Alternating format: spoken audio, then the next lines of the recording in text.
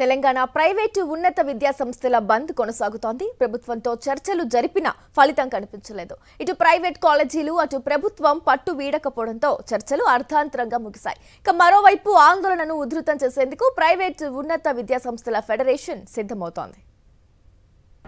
రాష్ట్రంలో fee reimbursement బకాయిల కోసం ప్రైవేటు ఉన్నత విద్యా సంస్థలు బంద్ పాటిస్తున్నాయి.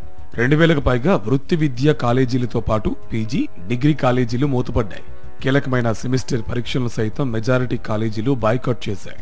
బుధవారం 3వ రోజు సైతం విజయవంతంగా సాగిన బంద్పై ఉన్నత విద్యా సంస్థల సమాఖ్య స్పందించింది.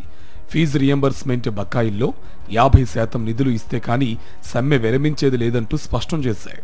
మంగళవారం ప్రభుత్వం చర్చలకు పిలిస్తే వెళ్లామని, ప్రభుత్వం నుంచి ఎలాంటి స్పందన రాలేదని తెలిపింది.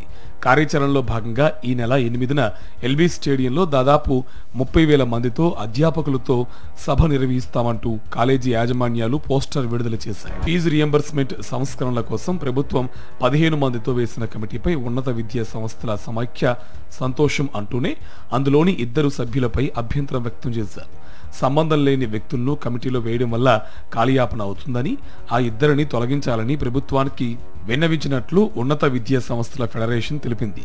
టెక్నికల్ ఎడ్యుకేషన్ కమిషనర్ దేవసేనపై ఉన్నత విద్యా సంస్థల సమైక్య ఫైర్ అయింది. బంద్ పాటిస్తున్న కాలేజీలను దేవసేన బెదిరిస్తున్నారని, ఆమెను విద్యాశాఖ నుంచి బదిలీ చేయాలని కోరారు.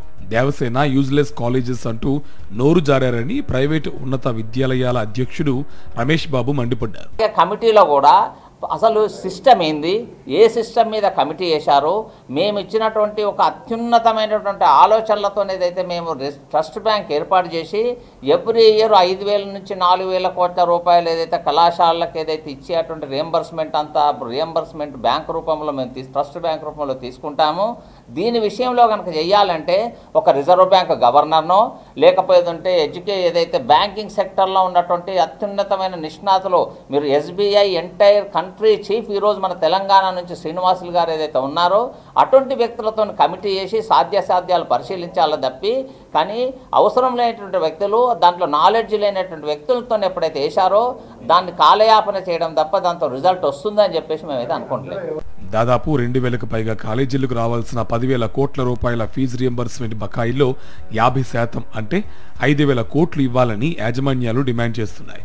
అప్పటి వరకు నిరవధిక సమ్మె కొనసాగుతుందని స్పష్టం చేశాయి.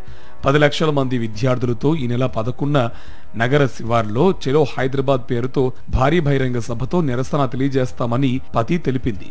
రాష్ట్ర ప్రభుత్వం ఉన్నత విద్యా సంస్థల ఫెడరేషన్ డిమాండ్లకు తలొగ్గుతుందా, కాలేజీల బంద్ ఎన్నాళ్ళు కొనసాగుతుందనే దానిపై సస్పెన్స్ కొనసాగుతుంది.